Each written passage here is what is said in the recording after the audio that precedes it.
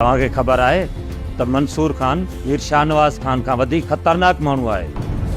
उनजे दिमाग़ में कामरेडी जो ऐं पाण खे मुहिब वतन सम्झे थो ऐं हर ग़रीब माण्हू खे पंहिंजे घर जो भाती सम्झे थो।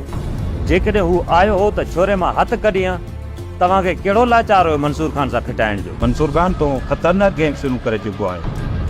मञा थो त मुंहिंजे कदबुत खां तुंहिंजो वज़न ॻरो आहे, पर मूंखां वधीक ताक़तवर हथ पिया आहिनि। तुंहिंजो लाश रिणनि में रुली वेंदो। तूं हिन क़ौम जो हीरे थियण जी कोशिशि न कर। छा तूं उन्हनि हीरोज़ जे अंजाम खां वाक़िफ़ न आहीं? ख़बर आहे मूंखे त हिन क़ौम जे हक़नि लाइ जिन जिन बि आवाज़ उथारियो आहे न, त तव्हांजे इदारनि जे माण्हुनि उन्हनि खे विच चौराहे ते टंगे गोलियूं हणी उनजी लाश खे पूर्ण कयो वियो आहे।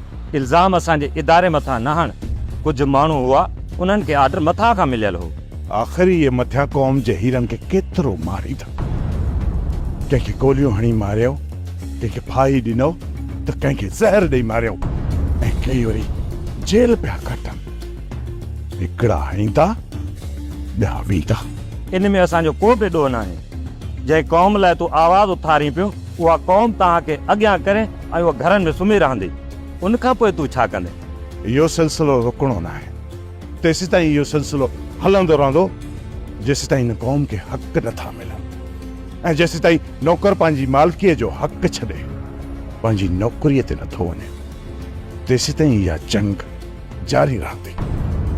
हिकिड़ो मंसूर मोह त छा थो, सभई मंसूर ॿिया पैदा थींदा।